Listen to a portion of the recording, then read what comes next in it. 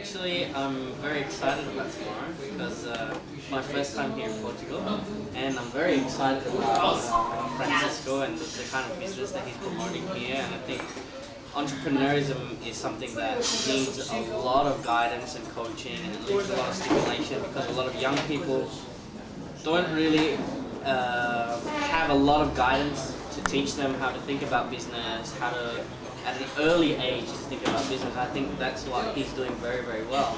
So I'm very interested to meet some of the entrepreneurs here from Portugal and see what ideas and concepts they've got, and also meeting some of these guys here as well is going to be very interesting for me. So that's basically my expectation, is to meet lots of people and enjoy myself in Portugal.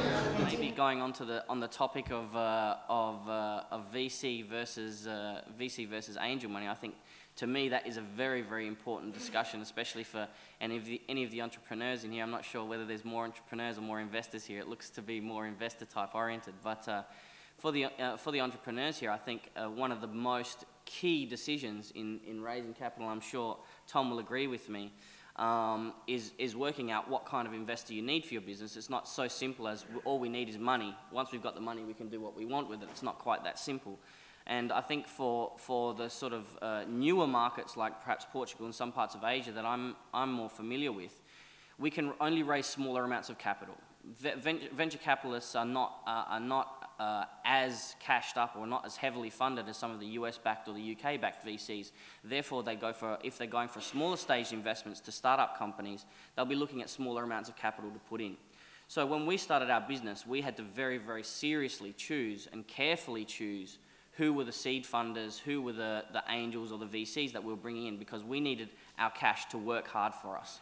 We needed the people that were bringing the cash into the business to be able to bring connections, contacts, contracts, to take up the directorship on the board of directors, to be able to give us direction, to really play an important role in the business in fostering our growth and teaching us and learning.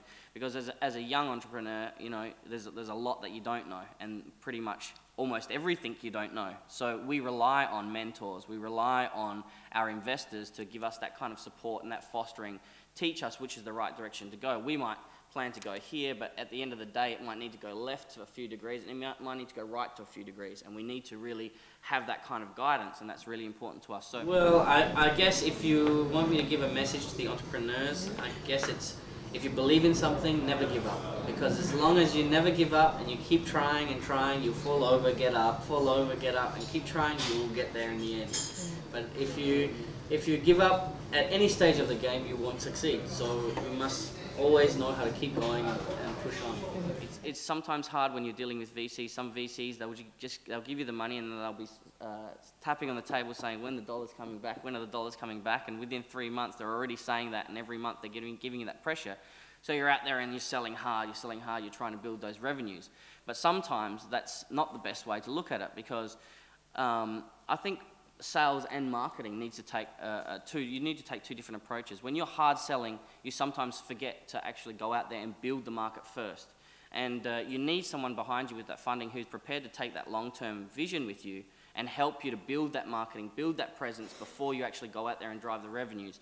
And for the European market, that's what we're looking at doing, and we're very lucky to have an investor that is prepared to ride that with us. So I hope that I can bring some of my experiences to help some of the entrepreneurs here in Portugal, and if you've got any questions later on, I'll be more than happy to answer them.